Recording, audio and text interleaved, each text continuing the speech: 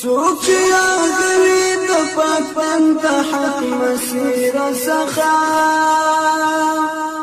څوک چې راغلي د پاک بند حق مسیر څخه څوک چې راغلي د پاک بند حق مسیر څخه وداسې چاته په قیامت کې عذابونه لري وداسې چاته په قیامت کې عذابونه لري که د دنیا ژوند سختۍ لري خوندونه لري رب په عقبه کې دوزخونه جنتونه لري رب په عقبه کې دوزخونه جنتونه لري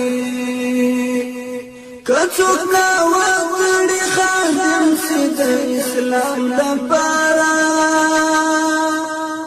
کڅوک نا وړي خادم سي د اسلام لپاره کڅوک نا وړي خادم سي د اسلام لپاره هل تخالد حوري بالمال لري باغنا لري هل تخالد حوري بالمال لري باغنا لري کدا دنیا ژوند سختۍ لري خوندونه لري رب عقبه کې دوزخونه جنتونه لري رب عقبه کې دوزخونه جنتونه لري. بسم الله الرحمن الرحيم. الحمد لله رب العالمين حمد الشاكرين، الصلاة والسلام على سيد الأنبياء والمرسلين سيدنا ونبينا وشفيعنا ومولانا محمد وعلى آله وأصحابه الطيبين الطاهرين. قدرمن اوریدونکو د ژوند د لارې د خپرونې مینوالو، السلام علیکم ورحمة الله وبرکاته. ستاسو روغتیا او خوشحالي د پاک رب نه غواړم په دې هیله چې د صحت او عافیت جامې پر تن ولرئ او خوشحالي مو په برخه وي.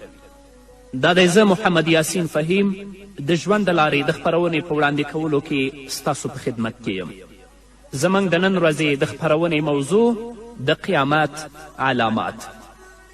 درنو اوریدونکو، محمد رسول الله صلی الله علیه وسلم د نورو احساناتو سره سره په موږ دا هم یو لوی احسان کړی چې موږ ته د قیامت نښې او علامې راښودلي دي تر څو ورته ځان تیار او چمتو کړو. داسې نه وي چې قیامت راشي او موږ ورته څه تیاری نه وي نیولی. په ټول امت باندې احسان کوونکي محمد رسول الله صلی الله علیه وسلم موږ ته د هرې خبرې لارښودنه کړې، خو یوازې د عمل کولو اړتیا ده. وړاندې له دې چې قیامت او مرګ مو نفسونه بند کړي، هغه کارونه وکړو چې زموږ تلپاتې ژوند پرې هوسا وي. د الله رب العزت کلام قرآن کریم چې کله انسان ولولي نو د هرې خبرې او هر سوال ځواب پکې شته، بلکې د هر څه په اړه معلومات پکې ترلاسه کیدلی شي. الله رب العزت په خپل مبارک کتاب کې په سورة زخرف کې 85 آیت کې فرمایي وعنده علم الساعة وإلیه ترجعون. الله رب العزت ته د قیامت ساعت معلوم دی او د الله رب العزت لورې ته تاسې ټول ورګرځول کیدونکي یاست. د قیامت علم هم الله څخه دی او کله چې د قیامت ورځ راشي ټول به الله رب العزت ته ورګرځول کیږي او هلته به الله رب العزت هر یونه د هغه د ژوند په اړه باندې پوښتنه کوي. الله رب العزت دې هغه سخته ورځ په موږ او تاسو باندې آسانه کړي. په قرآن کریم کې الله رب العزت قیامت په بیلابیلو نومونو سره یاد کړی دی، کله په یو نوم او کله په بل نوم، په دې خاطر چې انسان یې راتللو ته تیاری ونیسي او په غفلت کې د پاتې کېدو له امله ځان د دوزخ وړ ونه ګرځوي. هر کله چې یو انسان د قرآن کریم مطالعه وکړي نو د قرآن کریم په مطالعه کې او د قرآن کریم په لوستلو کې ډیرې ګټې د هغه لاسته راځي. یوه ګټه دا ده چې خلک د قیامت له حیبت او ویرې نه خبر شي. انسان او پیریان په دې باندې پوهوي چې دا دنیا له منځه تلونکې ده او یوه داسې دنیا راتلونکې ده چې په هغې کې به ستاسو تلپاتې ژوند وي. نو انسانانو او پیریانو دغه دنیا خپل اصلي هستوګنځای مه ګڼئ، بلکې ستاسې اصلي هستوګنځای بل ځای دی. هغه ځای لپاره تاسو تیاری ونیسئ، د الله رب العزت د اوامرو او د الله رب العزت د احکامو پابند شئ. محمد رسول الله صلی الله علیه وسلم په یو حدیث کې فرمایي کوم انسان چې د قیامت لپاره تیاری نه کوي نو د قیامت په ورځ به یې الله رب العزت د بې حیاو انسانانو په قطار کې راپورته کړي. څومره لوی تاوان! که انسان پوه شي نو له دې نه غټ تاوان نشته چې د ټولې نړۍ په وړاندې د یو تن د داسې کسانو په منځ کې راپورته شي چې هغو په دې دنیا کې د الله رب العزت او د الله د رسول صلی الله علیه وسلم د امرونو لاندې ژوند نه وي تیر کړی، بلکې د خپلو خواهشاتو مطابق ژوند یې تیر کړی وي. نه راځئ درنو اوریدونکو چې د قیامت لپاره تیاری وکړو تر څو موږ او تاسو د آخرت په ورځ الله رب العزت د خپلو نیکانو بندگانو په صف او په قطار کې راپورته کړي. او د رسول الله صلی الله علیه وسلم وینا ده څوک چې د قیامت لپاره تیاری نه کوي الله رب العزت به هغوی د بې حیاو انسانانو په قطار کې راپورته کړي. الله دې په موږ رحم وکړي. الله رب العزت د قیامت ورځې په هکله باندې فرمایي یوم ثقیل، دا ډیره درنه ورځ ده. درنه ولې ده؟ او د دې خبرې نه څه مطلب؟ رسول اکرم صلی الله علیه وسلم فرمایي چې د قیامت په ورځ به الله رب العزت آدم علیه الصلاة والسلام ته ووایي چې له خپل اهل څخه دې د دوزخ لپاره بچي را وباسه. حضرت آدم علیه الصلاة والسلام به الله رب العزت ته ووایي له څو کسانو څخه څو کسان؟ الله رب العزت به آدم علیه الصلاة والسلام ته ووایي په زرو کې 999 د دوزخ لپاره او یو کس د جنت لپاره. محمد رسول الله صلی الله علیه وسلم فرمایي چې د دې خبرې په اوریدو سره به ماشومان هم د غم له امله سپینګیري شي. موږ او تاسو دا خبرې یوازې په خوله باندې کوو او په غوږونو یې اورو. که د دې حال تر حقیقته سړی ورسیږي نو قسم په الله چې د ژوند یوه لحظه به هم د الله او د هغه د رسول صلی الله علیه وسلم د امر خلاف تیره نه کړي. د امیر المؤمنین سیدنا عمر فاروق رضی الله تعالی عنه په وخت کې په مدینه منوره کې ملخان ختم شول. حضرت عمر رضی الله تعالی عنه ډیر خفه شو. ځینې کسان یمن او نورو علاقو ته ولیږل تر څو معلومات وکړي چې هلته هم ملخان ختم شوي او که پاتې دي. کوم کسان چې د یمن خواته تللي ول هغوی یو لپه ملخان راوړل او د حضرت عمر رضی الله تعالی عنه په وړاندې واچول. امیر المؤمنین سیدنا عمر فاروق رضی الله تعالی عنه خوشحاله شو او ویل قسم په الله چې ما د محمد رسول الله صلی الله علیه وسلم څخه اوریدلی ول چې قیامت ته نږدې به تر ټولو وړاندې ملخان ختم شي. ګورئ درنو اوریدونکو مسلمانانو ورونو او خویندو، دا د قیامت یوه علامه وه چې په اصل کې ښکاره شوې هم نه وه. یوازې د عمر رضی الله تعالی عنه ګمان و چې ګوندې ملخان له منځه ولاړل، خو د عمر رضی الله تعالی عنه په څیر یو ستر شخصیت له امله په دومره فکر کې شو افسوس زموږ او ستاسو پر حال چې د قیامت سلګونه علامې مو د سترګو په وړاندې پوره پرتې دي خو څه فکر راسره نشته. الله دې زموږ او ستاسو پر حال رحم وکړي. الله دې موږ ته هدایت وکړي.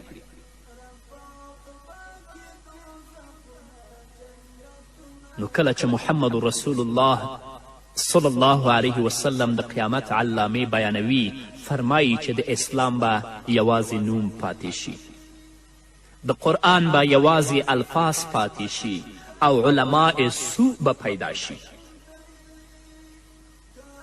حضرت علی کرم الله وجهه فرمایي چې رسول اکرم صلی الله علیه وسلم وفرمایل ډیر ژر به په خلکو داسې وخت راشي چې اسلام به تش په نامه پاتې شي، د قرآن به یوازې الفاظ او توري پاتې شي، جماعتونه به د ښکلا له مخې ښه آباد وي، مرمرینې ډبرې، قالینې، شیشې او د ښکلا نور اسباب به پکې ښه پرېمانه وي، مګر د هدایت له مخې به وران او کنډواله وي. یعنی د عبادت لپاره به لکه څومره چې لازمه ده هغومره خلک نه وي. د دوی علما به د آسمان نه لاندې تر ټولو خلکو بدترینه خلک وي. له دغو علماو څخه به فتنې راولاړې شي او بیا به همدغه علما په خپله فتنو کې ښکیل شي، لکه څنګه چې دا فتنې نن ورځ موږ او تاسې په خپلو سترګو باندې وینو. حتی داسې کسان هم وینو چې د عالم په جامه کې او د عالم په نامه باندې د کافر او د مرتد درباري ګرځېدلی دی او د هغو فاسدو او نارواو خبرو ته جوازونه ورکوي او هغو ته فتواوې ورکوي. نو ځکه محمد رسول الله صلی الله علیه وسلم فرمایي د دوی علما به د آسمان نه لاندې تر ټولو خلکو بدترینه خلک وي، له دغو علماو څخه به فتنې راولاړې شي او بیا به همدغه علما په خپلو فتنو کې ښکیل شي. نو د قیامت لومړنۍ علامه دا ده چې د اسلام به یوازې نوم پاتې شي. اسلام به د خلکو په منځ کې یوازې د نوم په څیر پاتې شي، د عمل کولو والا به څوک نه وي او نه به یې په پوره توګه څوک پر ځان عملي کوي. لکه څنګه چې نن سبا د لمونځ، روژې، زکات، حج او داسې نورو یوازې نوم پاتې دی او په رښتینې توګه لکه څنګه چې د محمد رسول الله صلی الله علیه وسلم لخوا امر شوی څوک نه لمونځ کوي، نه زکات ورکوي او نه هم د اسلام نور ارکان په ځان عملي کوي. دا خو لا پرېږده، داسې ځوانان موږ هم لرو چې کله ته ترې پوښتنه وکړې چې ته څوک یې، هغه درته وایي چې زه مسلمان یم، خو کله چې د اسلام په اړه د هغه نه ته پوښتنې کوې اصلا جاهله وي، د اسلام ارکان نه پیژني. تاسې یقین په الله وکئ چې تېره ورځ زما یو دوست ماته وی چې زه هندوستان ته تللی وم او په هغه ځای کې زه ناآشنا وم، نو ماته نه معلومېدله چې قبله کم طرف ته ده چې زه خپل لمونځ وکړم. نو هلته یو ځوان مسلمان ما پیدا کړ، د هغه نه مې پوښتنه وکړه چې ته مسلمان یې؟ هغه راته ویلې هو که زه مسلمان یم. نو ما ورته ویلې چې قبله کم طرف ته ده؟ هغه راته په ځواب کې ویلې چې قبله څه ته وایي؟ ما ترې پوښتنه وکړه چې آیا ته قبله نه پیژنې، مونځ نه کوې؟ هغه راته ویلې چې مونځ څه ته وایي؟ په سلګونو، په زرګونو او په لکونو داسې ځوانان شته دی چې په نامه مسلمانان دي، اما د اسلام د مقدس دین د ارکانو، د شعایرو او د مقدساتو نه اصلا خبر نه دي. دا ځوان به د آخرت په ورځ الله رب العزت په خپل حضور کې دروي او د ده د ځواني په اړه به الله ترې پوښتنه کوي چې تا ته ما ځواني درکړې وه، تا ته مې قوت درکړی و، تا ته مې انرژي درکړې وه، تا هغه په څه کې مصرف کړه؟ نو ځکه محمد رسول الله صلی الله علیه وسلم فرمایي چې د اسلام به یوازې نوم پاتې وي، خلک به په نامه مسلمان وي، اما د عمل کولو والا به څوک نه وي.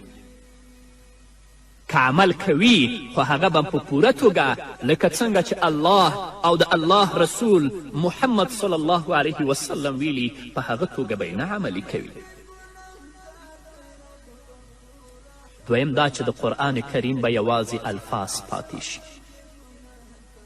قرآن کریم به خلک یوازې په خواږه غږ وایي او نور به په دې نه پوهیږي چې د دې مطلب او معنا څه ده. بس هر کس به یې په ویلو کې د غږ د ښکلا کوشش کوي.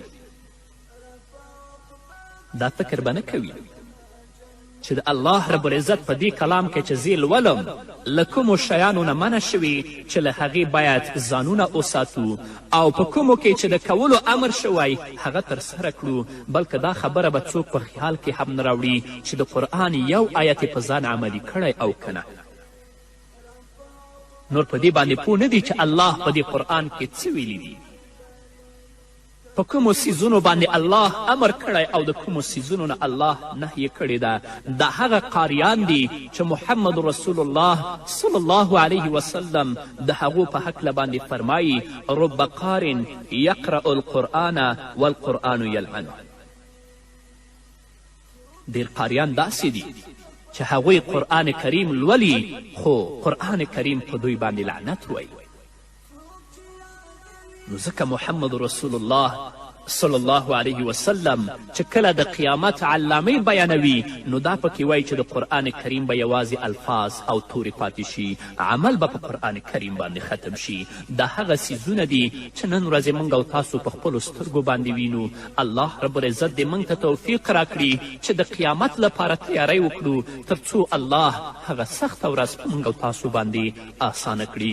په همدې هیله درنو اوریدونکو نور به واورو خو د یوې دمې نه وروسته. که د دنیا ژوند سختۍ لري خوندونه لري رب په عقبا کې دوزخونه جنتونه لري. که د دنیا ژوند سختۍ لري خوندونه لري رب په عقبا کې دوزخونه جنتونه لري. رب په عقبا کې دوزخونه جنتونه لري. څوک چې یادوي د پاک بنده حق مسیر څخه، څوک چې یادوي د پاک بنده حق مسیر. درنو اوریدونکو بیا هم زموږ سلامونه او نیکې هیلې ومنئ. رسول الله صلی الله علیه وسلم فرمایي جوماتونه به ښکلي شي. د جوماتونو د ښکلا لپاره به ډول ډول اسباب برابر شي. په دیوالونو کې به قیمتي ډبرې، شیشې او داسې نور قیمتي او ښکلي اسباب کارول شوي وي. په ځمکه به قیمتي فرشونه او قالینې غوړول شوي وي. د راحت او آرام لپاره به پکې زمینه برابره وي. لنډه دا چې د ښکلا څومره اسباب شتون ولري ټول به پکې کارول شوي وي، خو له هدایته به بې برخې وي. په جوماتونو کې به خلک د دنیا خبرې اترې کوي. په جوماتونو کې به غیبتونه کوي. د مال او د دکانداري خبرې به په جوماتونو کې کوي. یو بل ته به په جوماتونو کې طعنې ورکوي. د جومات امام او مؤذن خو به جومات داسې ګڼي لکه خپل شخصي کور. تاسو یې اورئ درنو اوریدونکو دغه کار نن ورځ زموږ او ستاسو په ټولنه کې شتون لري که نه لري. حتی د نسوارو ځای هم جومات جوړ کړی وي چې په جومات کې نسوار وکه او په جومات کې بیرته توکه. الله دې په موږ رحم وکړي. حضرت انس رضی الله تعالی عنه فرمایي چې محمد رسول الله صلی الله علیه وسلم وفرمایل د قیامت له علامو څخه یوه علامه دا ده چې خلک به جوماتونه ښکلي کوي او په دې کار به فخر کوي. د ابوداود حدیث ده. که نن سبا وګورو نو همدغه حال دی. د ابن عباس رضی الله تعالی عنهما په روایت کې داسې راغلی دي چې نبی کریم صلی الله علیه وسلم وفرمایل لتزخرفنها کما زخرفت الیهود والنصارى. تاسو به خامخا جوماتونه د یهودو او نصاراو په څیر ښکلي جوړوئ. که جوماتونو ته وکتل شي نو هر ډول زړه راښکونکي شیان لکه عصري کړکۍ، ډول ډول لاسپیکرې، پکې ګروپونه، هواکش، با ارزښته فرشونه، قالینې او همدارنګه نور د آرام او راحت اسباب پکې شتون لري.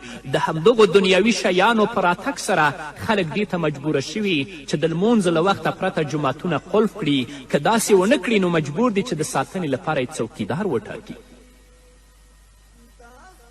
درنو اوریدونکو، نن سبا زموږ او ستاسو جماعتونه له دنیوي اسبابو څخه ډک او له لمونځ کوونکو څخه خالی دي، او کم لمونځ کوونکي چې وي هغه هم په جومات کې په دنیوي خبرو باندې بوخت دي. په جوماتونو کې نه هغه خلک شته چې په خشوع او عاجزي سره لمونځ ادا کړي، او نه هم تعلیمي حلقې، نه پکې دینی مشورې شته، او نه هم ذکر او تلاوت، په داسې حال کې چې جوماتونه د محمد رسول الله صلی الله علیه وسلم او خلفای راشده په وخت کې د دین او د دیانت د کارونو د پرمختګ لپاره د مشورو مرکزونه ول. د کنز العمال په یو روایت کې راغلی دی چې نبی کریم صلی الله علیه وسلم وفرمایل کله چې تاسو خپل جوماتونه ښکلي کړل او قرآن کریم ته مو د ښکلا لپاره ډول ډول پوښونه ورکړل، نو پوه شئ چې ستاسو د هلاکت وخت رانږدې شوی دی. د بیهقي په یو روایت کې هم همدغه روایت راغلی دی چې محمد رسول الله وویل داسې وخت به راشي چې خلک به خپلې دنیوي خبرې په جوماتونو کې کوي، تاسې له هغوی سره مه کینئ، ځکه الله رب العزت دغه خلکو ته هیڅ اړتیا نه لري. الله رب العزت دې په موږ باندې رحم وکړي، او الله رب العزت دې موږ ته توفیق راکړي لکه څنګه چې د جوماتونو په ښایست کې کوشش کوو، همدارنګه په خپل مانځه کې او په خپل عبادت کې کوشش وکړو. او بل دا چې محمد رسول الله صلی الله علیه وسلم فرمایي چې له علماو څخه به فتنې راوچتې شي، او په خپله همدغه علما به په دغو فتنو کې ښکیل شي. د دې مطلب دا دی چې علما به په ګډو وډو سر شي، بې لارې به شي. کله چې علما د رشد او هدایت لاره پرېږدي، نو عالم به سره د علماو په فساد کې ښکیل شي. او دا هم مطلب کیدی شي چې علما به فاسدو شتمنو او ظالمانو خلکو سره مرسته کوي، او د مال او د دولت لپاره به د خلکو د خوښې مسئلې بیانوي، او بیا به همدغه فاسد شتمن د دوی لپاره د ګناه سبب جوړ شي.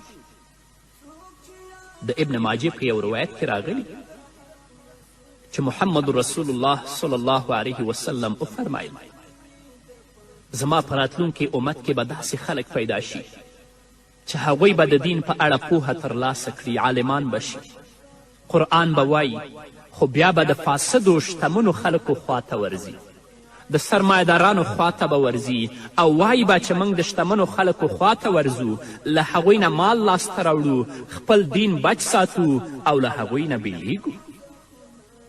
داسې ملایان نن ورځ زموږ او ستاسو په ټولنه کې شته، حتی که یو فاسد قراردادي هم وي چې د انسانیت او اسلامیت په ضد باندې کارونه کوي، د کفر مرسته کوي، دا ملا د هغه په خوا کې ناست دی.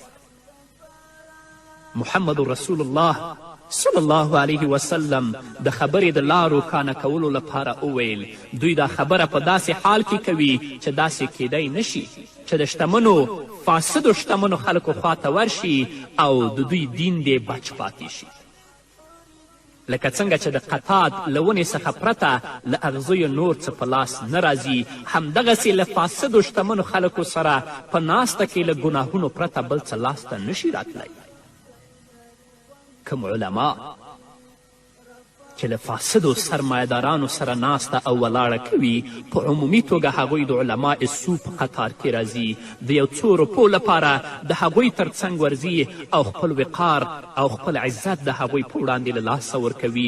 نو ځکه محمد رسول الله صلی الله علیه وسلم فرمایي چې علماء سو به پیدا شي، یعنی د دوی علما به د آسمان نه لاندې تر ټولو خلکو بدترینه خلک وي. له دغو علماو څخه به فتنې راولاړې شي، او بیا به همدغه علما په خپلو فتنو کې ښکیل شي.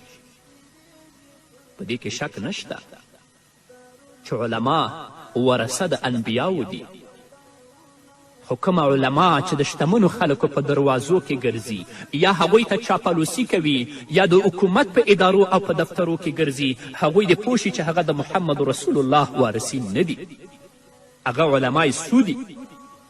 دا د قیامت علامه ده.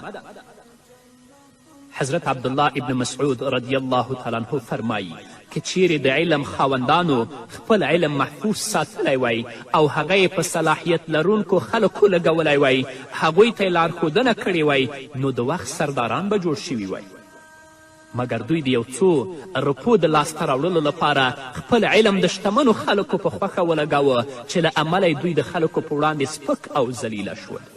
الله دې داسې عالمان چې د ظالمانو په خوا کې ناست دي د څو روپو لپاره هغو ته مسئلې بیانوي، الله دې نورم ذلیل او تباه کړي.